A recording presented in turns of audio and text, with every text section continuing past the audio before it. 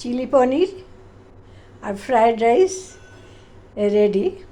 তো ফ্রায়েড রাইসটা আমি খুব ভালো চাল দিয়ে, গোবিন্দভোগ চাল দিয়ে করেছি। একটু কায়দা করে করতে হবে, কারণ এটার যদি জলটা যতটা দরকার ততটা দেওয়া হয় তাহলে কিন্তু মানে একটু গলে যাওয়ার চান্স আছে, আর কিছু নয়। মানে আমি এটা 2 কাপের করেছি, তো 4 কাপ জল দেওয়া দরকার, আমি 4.25 কাপ জল দিয়েছি। কিন্তু জলটাকে না খুব ভালো করে ফুটিয়ে নিয়েছি, হ্যাঁ, গরম করে নিয়েছি। এবার মানে প্যানের মধ্যে সব অল্প তেলের মধ্যে, অল্প তেলের ভেতরে যে আমার কি বলে, এটা মটরশুঁটি, বিনস, গাজরটাকে নেড়ে নিয়েছি, পেঁয়াজটাকে একটু ভেজে নিয়েছি, দিয়ে চালটাকে দিয়েছি।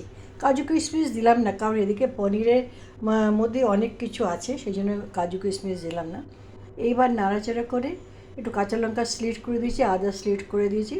যখন দেখলাম এটার মানে চালের জলটা একদম শুকিয়ে গেল, তখন ওই 2 কাপে চালের জন্য আমি 3.5 কাপ জল দিলাম, হ্যাঁ, দিয়ে কুকারে একটা সিটি মেরে নিলাম। ব্যাস হয়ে গেল চিলি পনির আর ফ্রায়েড রাইস